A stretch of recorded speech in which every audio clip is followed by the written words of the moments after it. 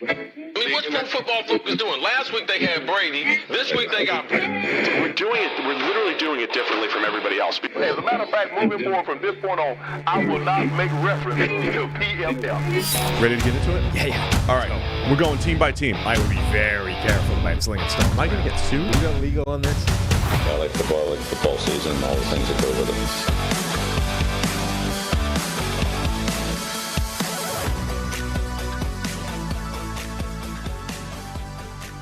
Welcome in to the PFF NFL podcast. Steve Palazzolo, Sam Monson, live here on YouTube for our Christmas episode. Merry Christmas, Sam. Yeah, or Santa and his elf. And Santa. His giant elf.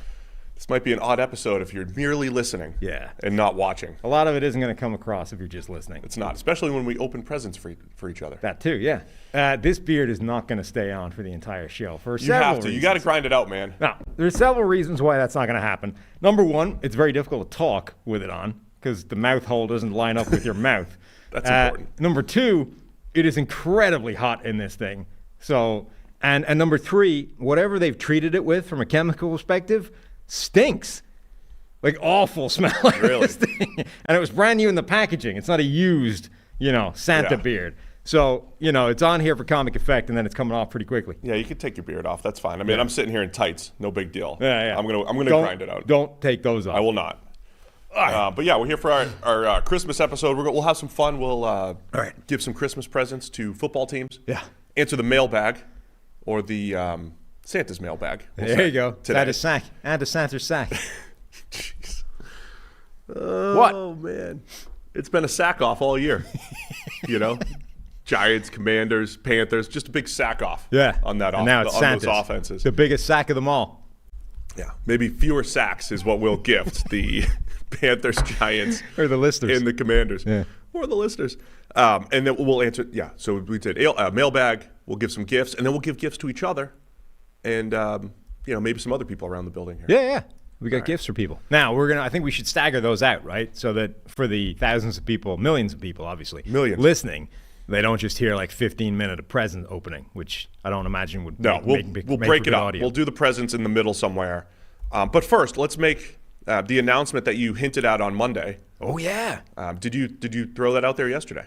I did, yeah, I did. Weren't able to put it out on Monday because apparently that was against the rules and the thing hadn't opened yet. But we are officially a finalist for the Sports Podcast Awards. We are a finalist for the Best American Football Podcast, and we need you to vote because this is a voting thing. We're up against some pretty big hitters, including, friendly rivalry over there with, what are they called? Around the NFL? That's it. Yeah. Them. We need to beat them because they're bigger than we are. We're going to put a freeze on mentioning our friend Greg with 2 Gs from right. around the NFL. So until this competition is over. Along with everybody else on this list. Yeah. Cover 3 football. Friend Bud Elliott is part of that show. Mr. Richard Eisen. Rich Eisen is on there. Uh-huh. Oh, man. When we see him at the PFF party in Indy next time. We'll lock him in the bathroom this time. Don't let him out. We've got a couple teenagers in there. Yeah. That are competing with us. Better not lose to those guys. Uh-huh. Yeah. So, yeah. But anyway, we need your help. We need you to go vote for us. The link will be in the description of the show. It's also my pinned tweet. We will make it available as we can. Go and vote for us. It would be awesome to become an official award-winning podcast as opposed to just something self-proclaimed award-winning podcast. The chat is also agreeing that you look more like closer to a bad Santa than the costume is the costume. I just get in it and dress up like an idiot. I can't be held responsible for the quality of the Santa beard. I can't. It's not my responsibility. I mean, it looks bad either way, which is funny, which is great. I love that it's like a hoodie. Yeah, it's a onesie. It's a onesie. Yeah, Santa onesie. That could be why. I mean, I did go. When I went to get the beard this morning. I did see like full Santa suit get-ups that frankly were better than the onesie, but I'd already committed to the onesie at that point. That's good. No, it's good. It's a good fit for you. And people did want to mention, we should describe for our listeners and not viewers. If you are listening, I suggest you go to the PFF YouTube page and at least take a gander at what's happening here. I'm dressed as Elf. Jake Thornton in the chat says, Steve looks like an elf. Sam looks like a Christmas-themed murderer with that. That's what I'm saying. That was I was thinking you look like a I mean, he's not casting call for Bad Santa is what it looks like. I don't want to be Billy Bob Thornton. I'm just saying you might be able to pull it off with this look. All right, we'll talk some football for a little bit, and then we'll get back to more Christmassy than wearing more Christmas fun. Just a regular outfit. What am I reading here today? What's going on? I'm sure Fabric is thrilled to be associated with Elf here today. Where are you? Let's start with the mailbag, and then we'll get to our friends at Fabric. Oh, put me on the spot rather than you being on the spot. No, I'll do it. Right. As a parent, you've had to learn so many new skills to provide for your family, how to do copious amounts of laundry, meal plan for even the pickiest eater, and now how to protect your family's financial future. Well, Fabric by Gerber Life provides an easy one-stop shop for your family's financial needs, offering high-quality term life insurance policies plus other financial solutions in one easy online hub. Fabric was designed by parents for parents to help you get a high-quality, surprisingly affordable term life insurance policy in less than 10 minutes. And Fabric has flexible policies to fit your family and your budget, like $1 million in coverage for less than $1 a day. Get your personalized quote in just minutes and then apply when it's convenient for you. It's all online and on your schedule. You can go from start to covered in less than 10 minutes with no health exam required. Join the thousands of parents who trust Fabric to protect their family. Apply today in just minutes at meetfabric.com/PFFNFL. That's meetfabric.com/PFFNFL. MEET fabric.com/PFFNFL. Policies issued by Western Southern Life Insurance Company, not available in certain states. Prices subject to underwriting and health questions. All right. You get some mailbag, Sam? Yeah. From fresh out of Santa's sack. Let me see. Where are we going? I have a few of these. Okay, this one just short, sweet, and kind of funny. Ken Horner emails in. Hi, guys. After talking about Dan O, you both mentioned that you would go on one of the Shouty shows and enjoy the paycheck that goes with it. Well, what if you get your chance? You can't just go on as is. You need a shtick. What would yours be? What would your shtick be on the Shouty show? You're going to go on as Elf? I don't think you can have... That's not a... Oh, it's not year-round? No. Maybe at least once a year. December, you could go on as Elf. Anything before that would just be weird. What would my shtick be on the Shouty shows? Yeah. I would be... I'd be like voice of reason guy. I would try to take my current persona here. Your shtick is just bringing rational logic and I would just debate. go over the... So like when you listen to Emmanuel Acho, for instance, it's almost like if Caleb Williams throws a 50-yard touchdown, everyone's like, Caleb Williams, you're amazing, that's great. And it's going through Acho's brain. He's like, how can I do the opposite? Well, he's just a contrarian. Yeah, how can I be contrarian here? Yeah. And he'll tell you, Caleb Williams, this is this is a high school read, and this will never work in the NFL, and he should. And then he'll go over the top, and it's like he should stay in school one more year because of this 50-yard touchdown. So it's like he's extreme contrarian. It feels like, right? Acho is just but like everybody's bobbing and I'm weaving. He's a conscious contrarian. I mean, he's out there specifically trying to craft takes that are the exact opposite of where everybody else is. I'm honestly actively amazed at the stuff, because I don't follow him or anything, but like the stuff that flows through my timeline on a Monday after a weekend of action, and I'm like, of all the things you saw, that was your takeaway. Yeah. I'm amazed at it. So I would be over-the-top voice of reason guy. I would take my current persona and be over the top. I don't understand. What does that look like? Just being over the top. You would never take a position on anything. It would be. On the one hand, this, and then on the other hand, and then. Oh, maybe that's it. I would be almost like the moderator. Yeah. But I'd be, considered an analyst. I'd be like, I see both of your points. Just every Perhaps time, it's somewhere in the middle. Every time they kick to you, and it's like, right, Steve, you got 45 seconds to get your bit in now. Your bit would be 20 seconds of one side, 20 seconds of the other side, and then 5 seconds saying, so in the end, I don't know. Yeah. Yeah. I like that. That would be a pretty funny shtick. With some animation. Yeah. Like be real animated. I think that would anger them. Yeah. Michael Irvin, first show back, he's like out of his chair, running around. It's like I would, you got to add some of that to it. Yeah. You got to move around. I don't think you can bring your pitch to Michael Irvin intensity. Yeah, that's probably true. Now you'd win the spread. I get the spread. This is patented GMAT spread. Yeah, we have a friend in the industry who trains many of the on-air talent. This is all of them. It seems. We may have told our listeners before. This is a thing, right? This is if you watch NFL Network on a Sunday morning. Yes, that's the place to see it. The best. This is a learned technique to spread your hands into a position of authority while you're communicating. Yeah. Right? And every now and then you get you get an announcer with his hands in, and it's like, oh, I don't want to listen to that guy. No. You got to go widespread. The place to see it is NFL Network pregame. They're well-trained. Kurt Warner, Michael Irvin, these guys are out here trying to outspread each other, full width as far as we can get. Kurt Warner is a master at this. That man has taken GMAT's coaching, I assume, to its extreme, and he dominates the spread. Yeah, GMAT, he's the guy. He's the man. But you have a wingspan advantage for the spread, so you win that. Somebody's asking if I could lift my hands above my shoulders. It's a little snug. Yeah. It's a little snug. So what's your shtick on the shouty shows? I think I would try and annoy them to the point where they completely lose their plot, Oh, yes. Just like comedy, snide comments, like antagonize them with jokes. Yeah. I don't know if you have enough jokes for that, though. Well, no, probably not enough jokes, but I think I can be annoying enough for it. I think I can definitely irritate people into losing the plot. I know that from experience. The key to the shouty shows is that at the end of the day, nobody likes you, right? There's nobody who watches the shouty shows and is like, man, I can't wait to hear from Skip. Can't wait to hear from, Shannon. They have mastered the art of trading on hate watching, which is interesting. Oh, they've done a great job with that. So you have to be unlikable enough that people want you to come. They want to come back and see your unlikableness. I think I could do that. Yeah. Judging from our comments on this show, I'm gonna there's say enough people around that hate me to begin with. So. I mean, pot, meat, kettle. You talk about them. We might have some hate watchers over here. Oh, I know we do. Yeah. I'm well aware of that, judging from the comments. There's plenty of people. Some of the comments, you have like legit hecklers in there. Yeah. And I'm surprised they're like 5-year plus listeners. Long-term hecklers. Yes, yeah. long-term. Get Sam out of here. Can't Right. stand that guy. Mm-hmm. Might be my burner. Maybe. Never know. Yeah. Anyway, that was good. It's a good question there. Cool. You want to do a present there? Sure. That's the way we should do this, right? Segment, present. That way, anybody listening or dealing First with present. presents. Do we go Yeah, it's got to be somebody in the booth, right? for the producers? Yeah. Can we get Eli out here? Yes. Eli first? Eli first. Eli, why don't you come on out for your first present here? Round of applause Or for your Eli. only present, but Yes. Well, the first present of the show. Yeah, the first present of the PFF NFL podcast Christmas episode. Because that's what Featuring- Santa and his elves do. Featuring Bad Santa and Elf Hand out over presents. Here's Eli. Did you know you're going to be on camera? You don't have to be on camera. Here. Well, You don't have to be. no, it's trickier to get you the present if It's you're not. cool if you just like reach your hand out and we give it to you and it's like There we go. mystery man. Yeah. Happy Christmas. You gonna open it up?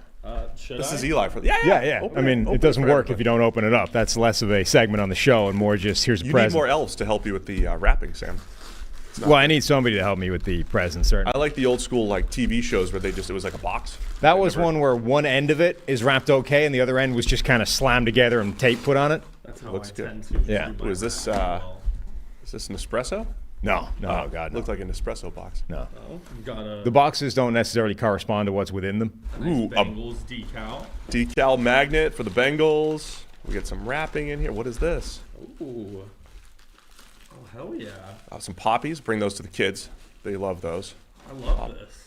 Look at that. Wow, Perfect. that's pretty cool. A nice Bengals cup. There you go. Can we Thank you, get a guys. Who Day or something? Okay. All right, there we We're go. beating the Steelers this week. There we go. Look at that. So Eli, Spread is. thank you, Eli. Doesn't matter. And for everything you do. Merry Christmas. Guys. So for Eli, we gave him a Bengals cup and Yeah, magnet. big Bengals fan over there. So we got a little Bengals fridge magnet and a Bengals thermosy, cup mug thing. So there's our first present. Let's get back to some football. You want And a the, new question from Santa- from Santa Sack? from the sack. This one came in from Benjamin Atiwu. We've seen the Chiefs struggle more, and we had a second email that was basically asking the same question from Nikki. I got a DM asking the same question too. So Yeah, there you go. We've seen the Chiefs struggle more offensively this year than any other year since Mahomes came into the league. It seems to me that there's been a lack of attention to detail causing a lack of execution. Do these struggles show the importance Eric Bienemy had in the organization, even if he wasn't calling plays? Other people have made this point recently as well, that like the thing that Bienemy was said to do with that offense was a real details guy, focused on the fundamentals, focused on all of the nitty gritty stuff. And that's what's gone to hell over the last, year. maybe a little bit. The only pushback I would have on that is the 2021 season, which was I think on record as Mahomes' worst season throw for throw. the worst season of the Chiefs offense until this year. Bienemy was there. Tyreek Hill was still there. And we were kind of saying the same thing. We were like, the attention to detail's not really there. That was more of a schematic, hey, the league has adjusted and taken away the deep ball, and maybe the Chiefs aren't ready to adjust to it yet, and then they came back in 22 and did. So there may have been elements around of that in 21, but I mean, it's a fair question.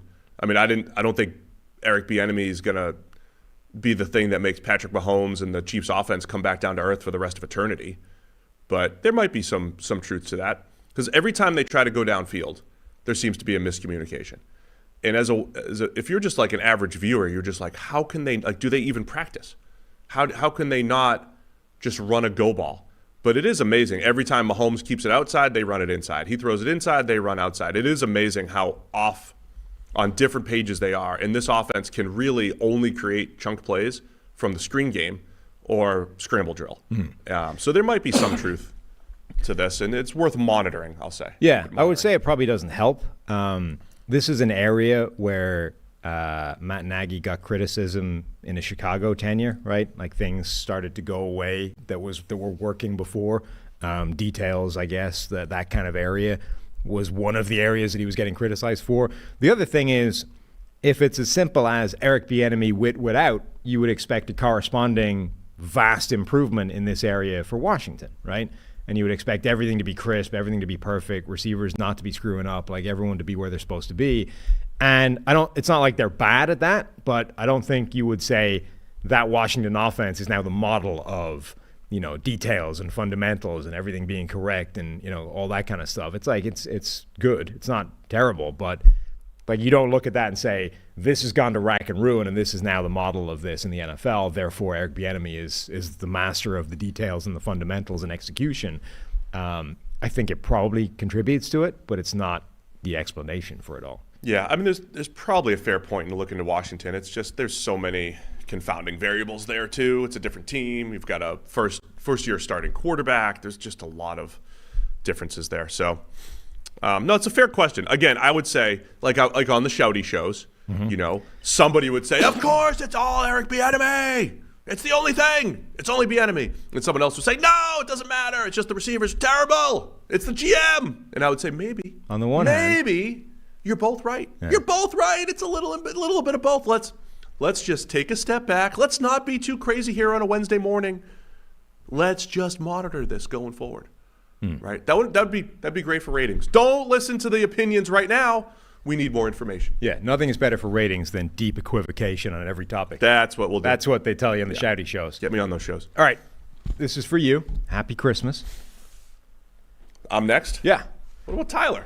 Tyler's after that. There's plenty of time. We got a whole show to get through. You got this early in the process. I did. So, look, as longtime listeners of the show might know, you are not a fan of a particular team like Tyler or Eli. You're not a Patriots fan. But you're a Tom Brady fan, right? I was like, so what would be a Tom Brady? Greatness. What would be a Tom Brady themed gift to get Steve? And I'm like, well, I'm not paying like $180 for a quarter zip. No, for a quarter zip with Brady written on the lapel. So I got you this instead, which I think is suitable.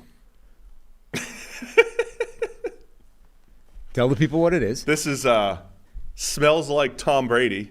Yeah, it's a candle. It smells like Tom Brady, apparently. Oh, wow, it does smell like Tom. Yeah? It does. It actually does. Perfect. This is great. How'd you know I love candles? What does Tom smell like? Oh, this. Yeah, what is that? Tom Brady, apparently. Greatness? It smells like greatness. This is a hilarious, smells like Tom Brady candle. There you go. This is great. So that's what you get for the Tom Brady fan, not in your life that isn't, of course, isn't a fan of a team. Of course, it's 100% natural soy. We appreciate that. Of course. For the lungs. Tom would like this that. This is great. Well, thank you so much, You're welcome. Sam.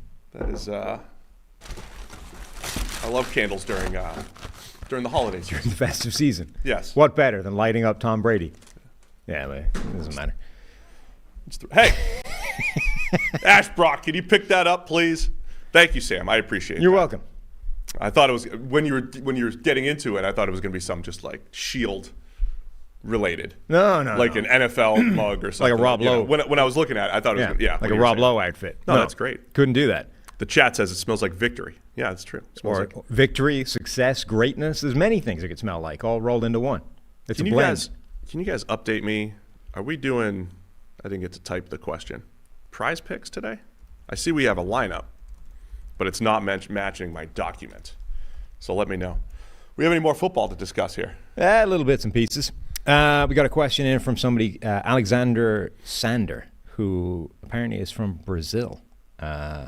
Big, an Liverpool fan, so an anti-Manchester City fan, essentially, because apparently in the Club World Cup final, Man City are now playing Fluminense from Brazil. Naturally. So he would like me to throw my support behind Fluminense because they're playing against Man City, and nobody wants Man City to win yet more things, except City fans, I guess. But his main comment in the email is effectively to point out the flaws in particular, my railing against the officiating this year. He says officials are often in charge of keeping an eye on about 3 actions in the line of scrimmage and then multiple actions on the course of the play development, along with running and being careful about their own physical security, then looking at the end of the play and the actions around it. Not only are the rules weird in football, but mechanics are wacky as hell. All this to say his main point that refs are humans who have to make judgment calls all the time, roughing the passer, pass interference, holding, etc. And those calls depend on visual angles and fast image processing from moving parts with whom you interact during the game. It's all a bit blurry and can definitely be wrong, but everybody's held accountable internally or sometimes publicly. Mistakes are considered, but so is consistency, efficiency, and the ability to carry out a game without it dragging on too long with silly, avoidable penalties. Sorry for the rant. Keep up the amazing work and best of luck in the Sports Podcast Award. Best regards. And then he says, F Man City, Alexander. What was the final point? That it's tough? Yeah, we shouldn't be hard on refs because it's a hard job and they have a lot of things going on. It's a difficult skill. I mean, I agree. It's very difficult.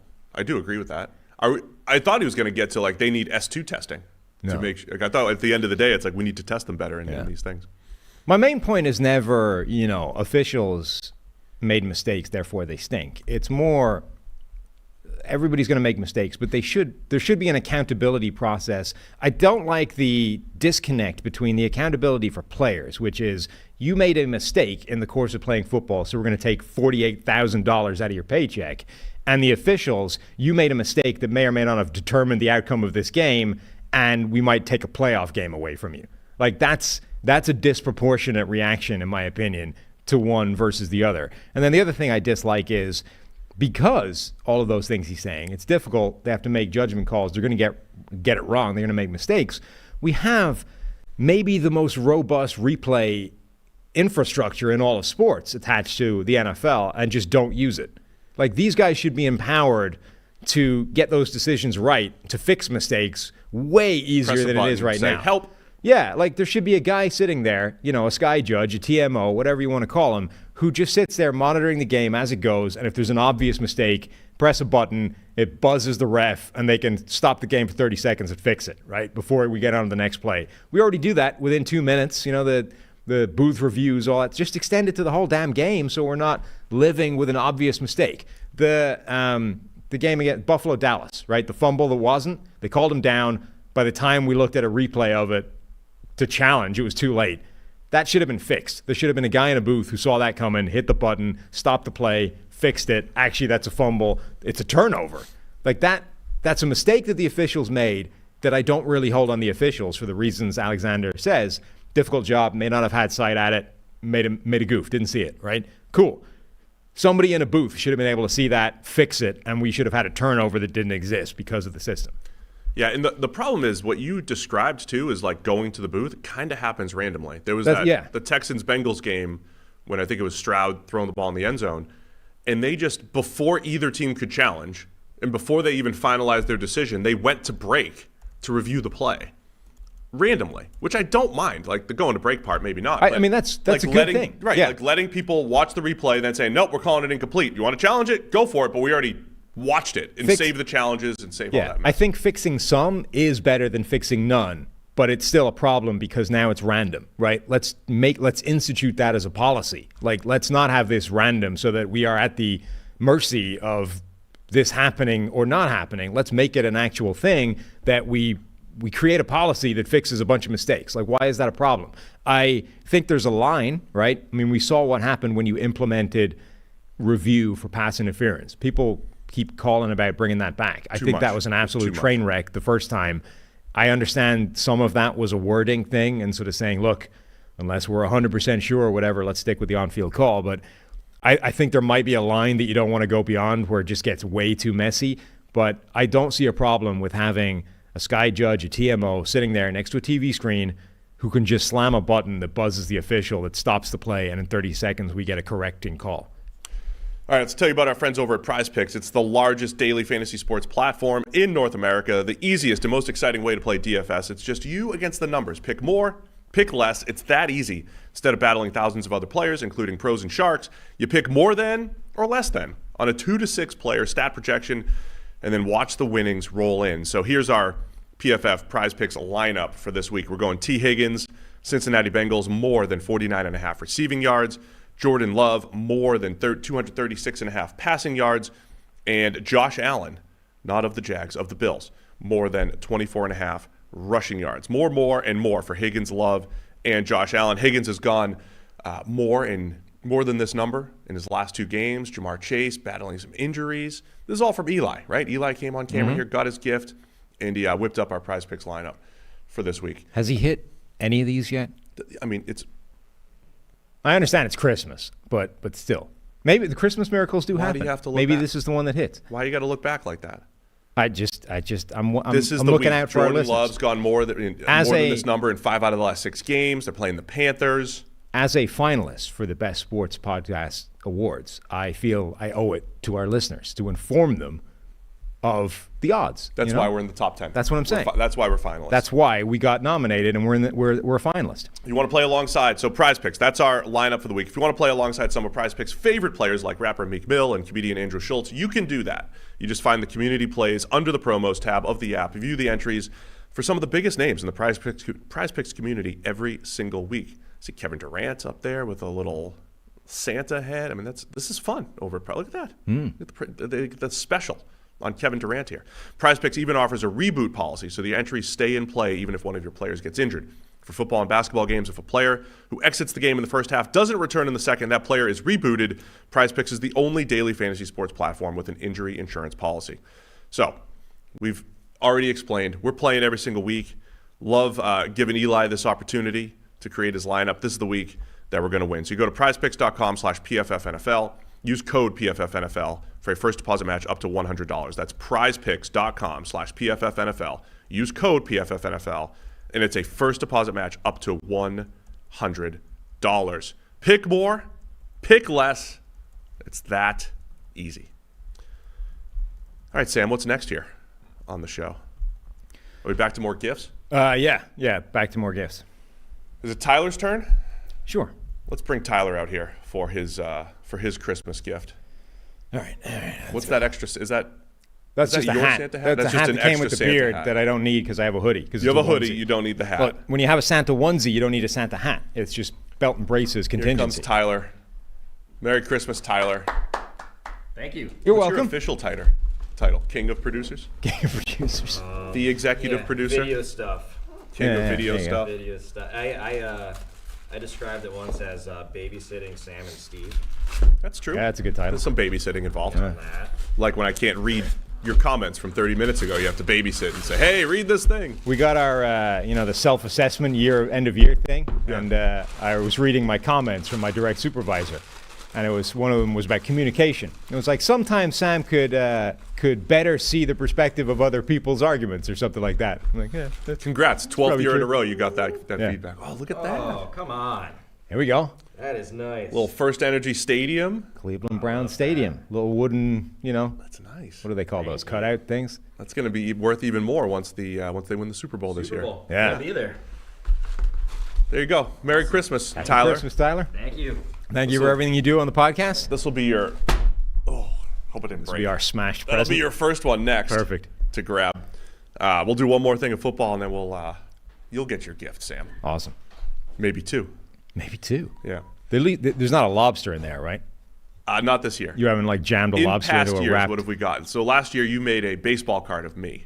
but it was you. Yeah, that was great. You was a dressed great up as present. me in a great baseball card, and I gave you 2 live lobsters. You did. On And they the sat right there on the desk for the whole show. Desk for the show. So yeah, trying to top those. All right, how about we actually answer some questions from the chat that aren't necessarily football questions, but they are questions nonetheless from our loyal listeners that will presumably be voting for us to win the best American football sports podcast. Yeah, get your votes in, please. That's part of the deal here, I think. So, okay, question from, we should really find out how to pronounce this guy's name. Mojal. Best Christmas movie. It's got to be Elf, right, for you?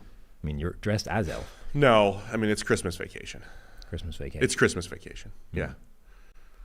I mean, Elf's up there. It's impressive to have created a movie in the last 20 years or so and get it into the category, right? Right, because it's Christmas is such a nostalgic time. A lot of people don't want to grab something new. So like the new Grinch or Elf being even considered is impressive. I'm sure a lot of people have Elf in the top 5. Right. Yeah. No, that makes sense. So for us, it's like dependent on is the child involved or not. You know, she likes Elf, and in particular, her favorite thing of the entire movie is when Will Ferrell is crossing the street and gets run over by a taxi cab. Yeah. Like that level of slapstick is right up her alley. So Scout loves Elf. We went to see Elf. They re-released it in the theaters. We had to drive up to freaking Westchester to watch it because apparently it's in all the AMC theaters except the one 3 minutes from our front door. So we had to do that. Myself and Laura always watch Die Hard on Christmas Eve. Oh, wow. So we would nail tradition. our masks to the wall and say that is a Christmas movie because we watch it every Christmas. That's good. That's great. That's. And then Home Alone, I think, would be a third that we watch a lot. Home Alone is a classic. Yeah. There's a couple other movies that have Christmas parts in it that I've associated with the season. So the movie Just Friends. Have you seen Just Friends? I don't think so. Ryan Reynolds. No. Hilarious movie. Okay. And a lot of Christmas stuff in there. There was one other thing I was going to add. I like the classic It's a Wonderful Life as well. Wow. Black and white. That's going back. It is going back. I don't. 'Cause my parents loved it. My parents liked it. I don't like a lot of really, really old movies. I thought it was good. I don't think they hold up. I have to throw one more out there. My buddy Mike, listener of the show, threw 8-Bit Christmas at me. Yeah. It's a very recent movie, last couple of years, where it's I don't know if any of our listeners seen 8-Bit Christmas. It's Neil Patrick Harris. Is that his name? Yeah. It's him explaining to his daughter his quest for a Nintendo in the 80s. So for people like us, you know, the older millennials, it's a throwback. It's a bunch of like 80s throwback jokes, and you know, they've got some hilarious bits and inside jokes in there that are really great. So we've got somebody in the chat looking to basically bump off everybody in this show. I need to be axed along with Mike Renner, who apparently was a bad NFL draft analyst, same as Trevor and Connor. So we got to get rid of everybody that's on. I think you might be left standing, though.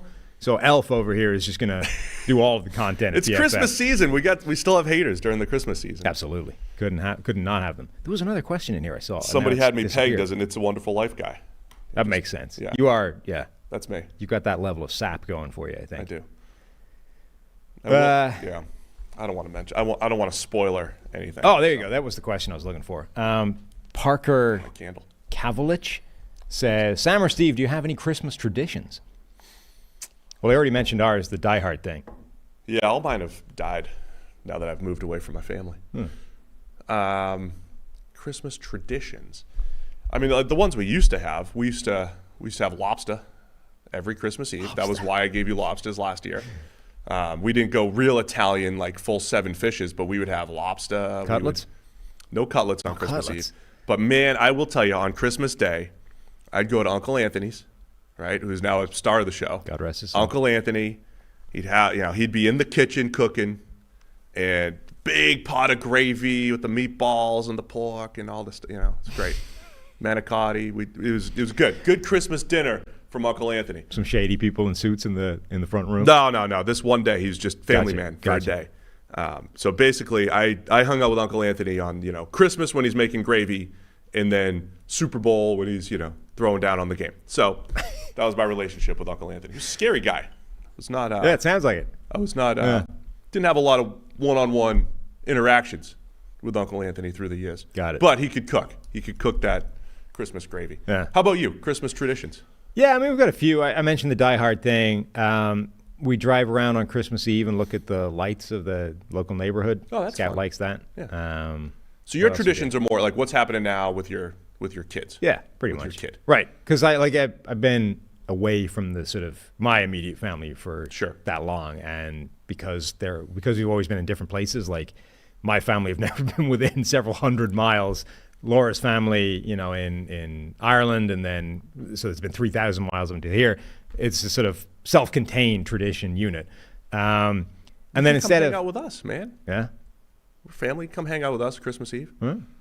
And then we have, instead of an elf on a shelf, we decided that was too much of a hassle, right? Again, of course. You got to think a lot, right? You have to have a lot of imagination and dedicate some time to it. So instead, we have a little elf door that we just put in the sideboard, and you're like, hey, see, the elves are there. They've moved in. Moved in. Now you don't have to worry about it. The elves are there. You've achieved the same thing. You just don't have to be as creative. I will say I am anti elf on a shelf. Never jumped into that. No, I mean it's a lot of you got to commit. I think so. This is a way of not doing it but not committing as hard. Oh, that's good. Just a door like on it. the sideboard. That's great. A lot of fun here. Yeah. Drop your Christmas traditions into the chat if you have any. We gonna do more football, or we? No, I like this is for me, is it? Yeah, that's for you. Merry Christmas. Thank you. Ooh. Merry Christmas to you. This does feel quite breakable for something that you just threw across the. I probably shouldn't studio. have done that. Probably shouldn't have done that. Merry Christmas. Thank you. To Sam. Oh wow. This is a frame-by-frame sequence of me getting stiff-armed to the ground when Steve ran in a try when we did some rugby. That's beautiful. You'll never forget it. No. Yeah. I don't think I was going to forget it anyway, but now I definitely won't. Yeah, I'm gonna hang that up. Yeah, that should be over there on the shelf. That should be stiff arm on a shelf. Yeah, let's put it right here. So I stiff armed you to hell, and we have a 3-play sequence. Yeah. There we go. That's beautiful. And you'll never forget it. The resolution on the pictures is horrible because I was literally just like screenshotting from YouTube. Right. There's too many lights in this. Do you want your other present? Because it's like it's connected, is it? I mean, kinda. It's just take this too. This is gonna be like my knee. Because that's like, hey, I'm taking a little jab at you, on when you were down, when you were low. Yeah. But this one's actually pleasant, is it? Yeah, maybe more of a high. Oh, what we got here? So that's a place for you to hang up your baseball bat and your ball. Oh, I see. And we have a couple different photos we can throw in there.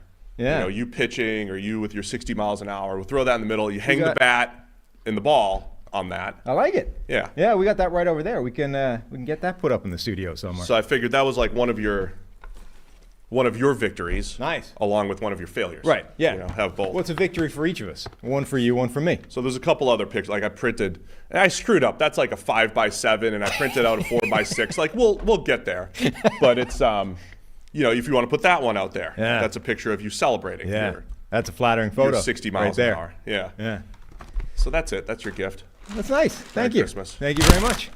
It's not alive this year. No, it's not alive. It would be. It's not a lobster that we sit here, but it sits here on the studio set as if it was. It's beautiful. Yeah, I like it. That'll be cool. Once we got the ball and the bat over there. Once we get that mounted, we could actually put that somewhere. Yeah, that could be part of the studio. Part of our set. The decor. Hang that off instead of the random cage locker thing over there. We could put that up there. I was a little stressed. I didn't know what to get you because you always come up with good stuff, and then Kelly she was like, "What about something related to our competitions?" That's good. I said, okay, yeah, I that like makes it. sense. That's good. So Merry Christmas. Thank you. And here's some extra pictures. Printed out a few. Yeah. We definitely scrimped a little bit on the professional photography. Not your part, like the printing, but like this is. Oh yeah, I mean, this was. We actually need like a real videographer or photographer out there, just like snapping some real 4K high def magic. It's not the best. Not the best. I mean, I spent $3 at Walgreens to print those things out. So. Yeah. Anyway. Some might have suggested that you might have been able to get a better quality snapshot had you contacted the professional videographers in the booth over there who have the high resolution. My whole thing is like the frame is the biggest thing. We can always circle back and improve the picture. Got it. Yeah, if you guys want to if you guys could get some better pictures of me stiff arming Sam and the whole deal, that'd be great. That would be very helpful. Excellent. We're going to give some Christmas gifts out to some various teams here? Yeah, to NFL teams. So I actually gave them a list because, because I value the award-winning nature of this show, potential award-winning nature of this show. Yeah. So I gave them some actual suggestions so they could turn into graphics. You just like bought into the concept and then ignored that. I missed that. No. Yeah. Okay, things that NFL teams need for Christmas. The Kansas City Chiefs. What the Chiefs really need is for the NFL to re-legalize Stick'em.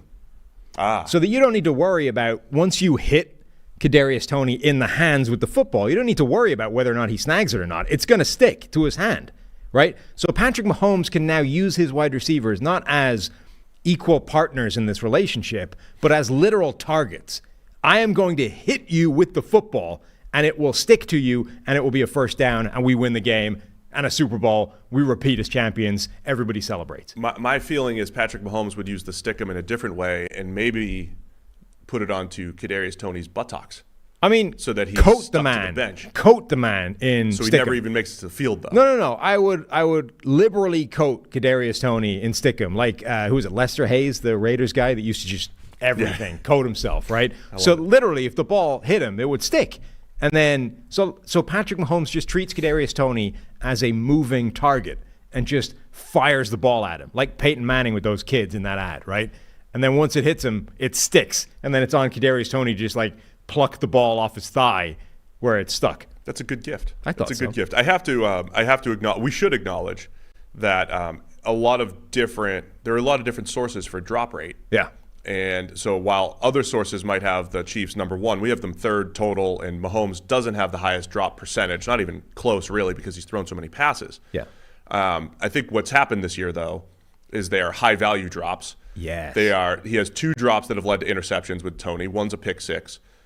Over the last few weeks, multiple drops in the end zone. I don't think as a percentage the drops are higher than other teams. You want a great stat? Yes. So in addition to drops, we also track a bunch of other reasons for incompletions that are on the wide receiver, right? So there are some plays that I think a lot of people just fold into the bucket of drop because it's the wide receiver's fault, but it's not actually a drop, right? He didn't drop the football. He just didn't complete a catch on the football. So those plays where it goes to ground, for example, I think some places call those drops, even though he didn't drop the football. It just came out once the ground became involved, et cetera. Like he didn't complete the catch. Anyway, if it hit your hands, you got to catch it. That's your rule. And right? So there's some plays in that bucket. Anyway, when you look at the list of incompletions that were receiver fault in our categories, right, which is 4 or 5 different reasons for that, Patrick Mahomes has lost the most EPA in the NFL for incompletions that were receiver fault driven, right? So essentially, no quarterback in the league has been hosed as much by his receiver core as a collective than Patrick Mahomes, which is what you're saying. It's high leverage plays. Yeah. It's, the worst possible outcomes, and it is those sort of hidden plays that are not technically drops but are receiver fault. That's why I'm sure Pat and Chiefs fans coming running back to PFF this year. We need you guys now. We need you now that my PFF grade's better than my production for the first time. And At least we need your vote. We need your vote. We're like politicians, We might abandon you later on, but right now we need your vote. Who are we telling we need? Everybody. Chiefs fans in particular now, but like generally everybody. Oh, okay. We need your vote. We need you. Like the I love how you just drop campaigns. that at any various point. Well, you in the have podcast. to. Yeah. That's the way it works, right? You got to keep reminding, like the radio thing, right? Every 15 minutes. Every 15 minutes is a new audience. It's true. It's true. Especially live here on YouTube. Yeah. So yeah, because we're a finalist for the best American football podcast of the year, the Sports Podcast Awards, we do need your vote. Link in the description. Mm-hmm. See, I knew harking back to Stick'em would get Walt back on board. Walt's busy telling stories of the 1980s Raiders now. I mean, that was when Walt's first draft board was like 78, You've got Walt. Tell us about the 14-game schedule. What was that like? Must have been pretty easy as a fan. You must have been mad just like you when they went to 16 games. Ruin all the stats. Yeah, ruin the stats from the 60s and 70s. Yeah. All right. Do you have one of these, or do we want to go to the next one? It's our list. Well, you see, if we put one of yours in now, then we could disguise the fact that we don't have graphics for yours, and you could do like every other one would have a graphic instead of having all the ones up front. I came unprepared. So you have no preparation. You have no input in this discussion whatsoever. My preparation for this show is putting on an elf costume. Right. That was my preparation. Gotcha. So for this particular topic, you're contributing just reaction to my. That's correct. Got it. Okay. Yeah. So What else you getting? You're Santa anyway. I'm merely an elf. Yeah. I think this is correct. This is the right way to do it. So you're giving out the gifts as bad Santa. Go. As Billy Bob. For Baltimore, the Baltimore Ravens, their gift has got to be a healthy Lamar Jackson. The last couple of years, everything's come unstuck late in the year when Lamar Jackson got hurt, despite Gordon, the Pro Bowl selection of Tyler Huntley as his backup. They are the number one seed in the AFC right now. They are a contender, and particularly this year, the Chiefs aren't what we thought they would be. The Bills aren't really what we thought they would be, at least outside of that Dallas game. There might not be, a true heavyweight, and this is a year Baltimore can win the Super Bowl if Lamar Jackson stays healthy. I had to look it up for the humor in it. Yeah. Lamar Jackson's a 2-time Pro Bowler. Only one more than Tyler Huntley. Lamar Jackson, he has one more Pro Bowl than Tyler Huntley. Yeah, and Lamar Jackson's been in the league 6 years, started the better part of 5 years. Tyler Huntley's only been a starter really for 6 games. Yeah. Just saying. Maybe Huntley's the better option. Maybe you're missing the boat here. I don't think that's if true. you're just looking at Pro Bowls. Yeah. If you're just looking at Pro Bowls. No, it's good. Yeah, a healthy Lamar Jackson's huge. Mm-hmm. I mean, look, the Ravens have won 75% of their games with Lamar Jackson as starter in the regular season. Of course, in the playoffs, they're 1-3. It's early, but we need more. We need more playoff reps. Lamar has not started a playoff game since 2020. It's been a few years now because of those injuries, and it's time to get back there for Lamar. See a healthy Lamar Jackson and what they can do, and it'll be fun around playoff time because there'll be some Lamar Jackson playoff narratives that creep back in. The stats are not great. The results, as I mentioned, 1-3, they're not great. In 2019, they were the number one seed, got upset. At least he got the one, though. God, if we were Tennessee still Titans. dealing with this, can't even win a game. He did get the one win Yeah. in 2020. Then they lost to Buffalo, I believe. I believe it was. It's much needed for the Baltimore Ravens. Yeah, they lost to Buffalo 17-3 after they beat. Who did they beat? Where's my memory? They have got all the monkeys, Titans that year. on their backs that they had in terms of can't win a playoff game, can't beat the Chiefs, all those sort of things that were being held up. They've at least gotten one game that's rid them of that, so we can't, hold that narrative over them. But it's gonna pop up if the Ravens are the number one seed, and if they blow it again, if Kansas City comes into town, or if they don't even make it to play the Chiefs, and then Mahomes has never played a road playoff game.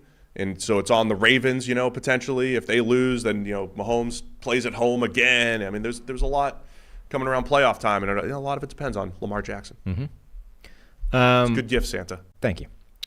Santa's next gift from his sack is a giant run-stuffing defensive tackle for the Dallas Cowboys to stop what happened against Buffalo happening again, because that ruins them, right? If they run up against a team that even isn't like a known running team. It's not like Buffalo has this dominant ground game that you're like, oh no, if we hit the Bills, we're dead. They just found a team that wasn't going to let their pass rush be a factor, and they got run all over. And generally, run defense has been the Achilles heel of this team for a couple of years. They have brought in players to address that. They've also gotten better in that regard. But this game showed, I think, that it's still a weakness, and it's still the biggest weakness on a team that otherwise has looked potentially dominant. And I kind of wonder... Are you forgetting about Jonathan Hankins? I'm not forgetting about him. Who missed that game. Yeah, I just think that they need more help in addition to that.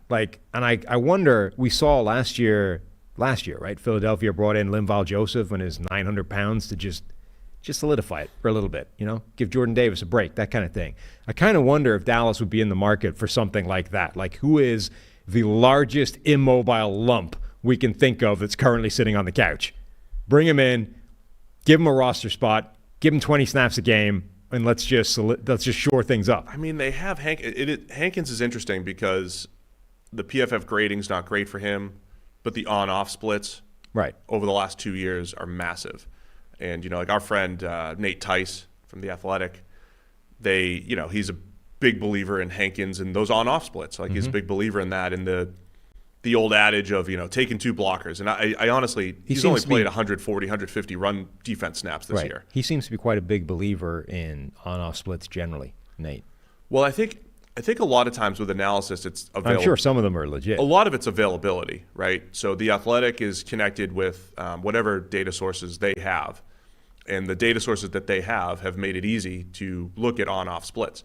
At PFF, as a product manager over here, we haven't done a great job of being able to find on-off splits. Had I done a better job of doing that and making that available to you and to our customers, then You think I would be a big fan of on-off we might splits? be bigger fans of it. I mean, it's worth investigating stuff, but I think a lot of it might be noisy. I think the Hankins thing's interesting because I want to go back and look at the specific plays and where that is. But clearly, I mean, the Cowboys, it's not just that. It's because they have Marquise Bell playing linebacker as he's 205-pound safety. Sure. Playing linebacker. So, like, those things are Yeah, I mean, Leighton are Vander Esch connected. Leighton Vander Esch's spot is now taken up by a much smaller, not as good player. Like, that's the thing as well. I just think that the single biggest fix they could make is... No, it's a good gift. The interesting thing, too, with this whole story, though, is they drafted Mozzie Smith for that reason. Right, who hasn't done that job. And he was rough in the preseason, anchoring against double teams, right? And there is something to just anchor against the double team. Just don't let them create movement. Just don't let them get to the linebackers. Mozzie Smith, not great at that. Mm-hmm. Yeah, I mean, I gift, think Sam. they have improved in that area. I just think that they could still stand to improve more, and that at the moment is still their Achilles heel. So, Big Linval is essentially what Santa is gifting the Dallas Cowboys. Linval, all right. Big Linval Joseph. Yep. For the Philadelphia Eagles, within the same division, Santa is gifting them the 2022 version of James Bradbury and Darius Slay. Oof. Big Play Slay, Yeah. as he insists on being called. Or just Slay, like Prince. Or, Slay. It's just Slay. There's no Darius. Doesn't Tarico like was Darius. battling with that. I know. Last week. Well, it's He's not- like, listen, we were in the meeting. He said, just call me Slay. Yeah. Like Sting. Like, Just Sting. just like It's not Mr. Sting. It's not, James Sting. It's just Sting. Who's the most quintessential Sting? Is it the musical artist or the wrestler? I was never a big WCW fan, so I was never a big Sting guy. So I would default to the Police version of Sting. It's probably, for most people, that's probably it. For me, it's the face-painted, Right. blonde-haired Sting turned Crow Sting. Either way, they both fit because they're both just Sting. But he's going for Slay. Yes. Either way, both those guys were playing at a Pro Bowl / All-Pro caliber level a year ago and for less money. And this year, neither one of them is playing well.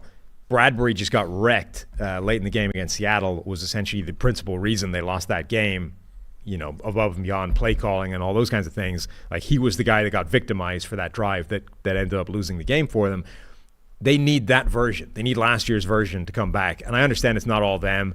The linebackers aren't where they were supposed to be, aren't who they were supposed to be. The defensive line isn't as dominant as it was supposed to be. There's a lot of problems in Philadelphia right now, which is why they're on a 3-game losing skid. Yeah, I think the moves that the Eagles have made, and because we spent so much time here last year glowing about the move that they made to pick up James Bradbury for the 2022 season. Because, look, Bradbury's career is fascinating to watch, Sam. Remember, he was in Carolina for 4 years, and he would go up against Julio Jones a lot. He'd go up against Mike Evans a lot, right? That dude, he was battle-tested. He went up against the Saints.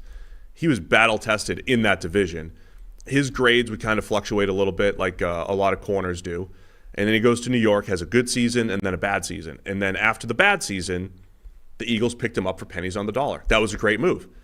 But then they paid him after that. Yeah. So it's one of those things where it's like if you buy low and pay low and you get this good reward, it's a great move. And then they went and paid him coming into the season, and he's over 30. It's his 30-year-old season, and it's been the worst season of his career from a grading standpoint. Yeah, he's always had, I mean, we talk all the time about how cornerback is, an incredibly volatile position year on year. The grading, the performance is going to fluctuate wildly.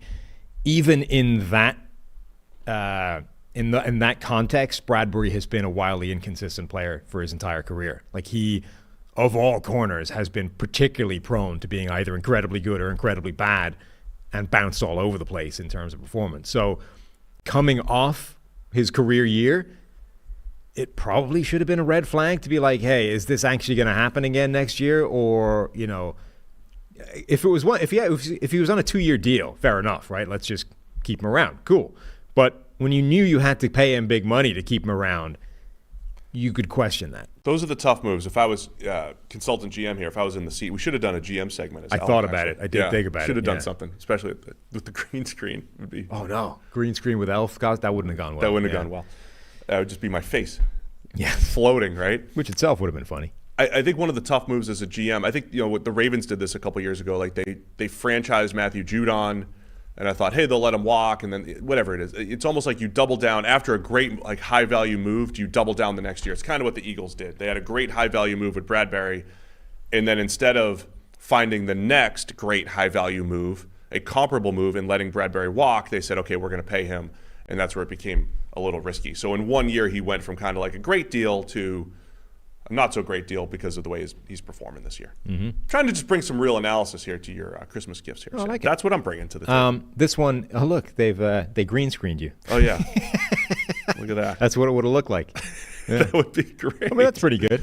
That's not great. A bad outfit. I mean, you talk about Rob Lowe, man. That's full. Let me full turn brand. my head so I get like that. How do I get the NFL logo? Right on your right on your head like Rob Lowe. Yeah. Oh, they killed it now. That's a shame. There it is. Oh no, there it's back. There you go. Sit up higher. Or go forward. Anyway, I had one more that I didn't give them as a. They're perfect. There's Rob Lowe right there. This way. One more that I didn't give them to create as a graphic, and somebody mentioned this in the chat. I think it was Drew Forsyth, and it's one we've been talking about all season long. You would gift the Detroit Lions a secondary pass rusher, right? Oh yeah, that's a good one. Anybody opposite or the Aiden Jags. Hutchinson. The Jags as well, yeah. You've mentioned the Lions and the Jags as very similar in certain ways, and both of them have one very good pass rusher, Josh Allen for the Jags, Aiden Hutchinson for the Lions. Give me that second guy that's going to be productive. I wonder. Then you can make a little playoff run, both teams. Yeah. He's done nothing this year and not played that much, but Justin Houston just got cut loose from the Carolina Panthers. Last year, he played pretty well. Like he brought 42 pressures a season ago, only rushed the passer 300 times, had a pass rushing grade over 75. He'd done that the year before as well. He's still just under 35, I doubt your expectations wouldn't be high, right? He's played this season for Carolina. 1, 2, 3, 4, 5 of his games have pass rushing grades in the 50s and had one or fewer pressures. So I'm not sure he's going to do anything, but as a kick the tires move, it's absolutely worth taking a swing at. Yeah, this is officially the lowest pass rushing grade of his career. But look, 2020, Justin Houston with the Colts looked like that was his worst, and he came back last year for the Ravens, or for 2 years with the Ravens, 21 and 22. As a pretty productive player. I mean, he's aging the way I think a lot of edge rushers should, which is like barely play the run. Yeah. Just be a legit guy. Pass rush specialist, a situational guy that's going to play 400 or 500 snaps a year. Absolutely kick the tires on Justin Houston. All right. They really need James Houston to be healthy. They do, yeah. Yeah, that would have helped. Right. If they could combine James and Justin into one super edge. Well, that's what's fascinating about the Lions. I don't think it was a team-building failure. Because they had James Houston and how productive he was last year. Yeah. They had the Aquaras. Oh, dude, sometimes. And they had Charles Harris, who'd been trending in the right direction. It was like they had five in Josh Pascal. Yeah. Like they had a lot of options. Sometimes, that idea of, you diversify your portfolio so that no one thing can kind of, torpedo your finances and ruin you, all that kind of thing. Like sometimes everything can just turn to crap, right? You can do a really good job of divesting and hitting every single area and making sure like all of these spots so that something is going to work out, right? Even if most of them fail, one guy is going to be good and you're fine.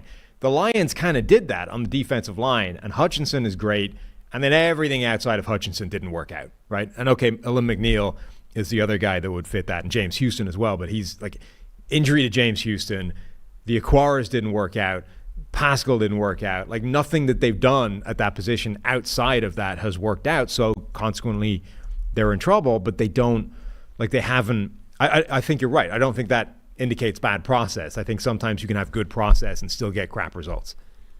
Yeah, I mean that was my take on the Chiefs wide receivers this year. It wasn't. I don't think it was malpractice to go into the season with this group. They're playing horribly, but when you compare it to last year, it's not that different. It felt like you could get away with that. Yeah, I would take a different approach. I would say I want Mahomes to always have awesome weapons, but man, they proved me wrong last year that they could win, and even with a good, not great group. Yeah, the one thing I would say with them is a little bit like the Jets. Like I think they had a chance to potentially. So number one, I think they did put too many eggs in the one basket in terms of they're all young, right? And if like a collection of young players is not necessarily what you want, you need some kind of veteran experience to at least figure things out. Number two, when it became clear quite early in the season that this was going to be a problem, I think they could have made a move at the deadline, before the deadline, tried to find a veteran receiver that would have ticked some of those boxes. Like, Sky Moore has been so bad for this offense, and this hurts nobody more than me, given my pre-draft expectations for him, especially going to Kansas City. He's been so bad for this offense, he shouldn't be playing. I mean, they should be finding somebody, anybody, that can take Sky Moore snaps, away from him and be playing instead of that. And Rashee Rice is going to be that guy. He's getting more of a role. But, they could have found a veteran receiver to trade for that would instead be playing 20 pass snaps a game instead of Sky Moore, and would almost certainly be giving a more useful contribution than that. So we do have another question from the chat, including from Walt. They want to know what's yeah, I saw that. Christmas dinner, Sam. What's on? I got a what's good on one. the What do menu? you got? You going? We're still undecided. We're going to actually order out for Christmas Eve. Okay. And we got some figuring out to do there. And I can't remember, Kelly was doing something Christmas. Oh, she just wanted a ham, pretty simple. And she's got this family recipe mac and cheese, pretty simple on Christmas. It's no Uncle Anthony's gravy.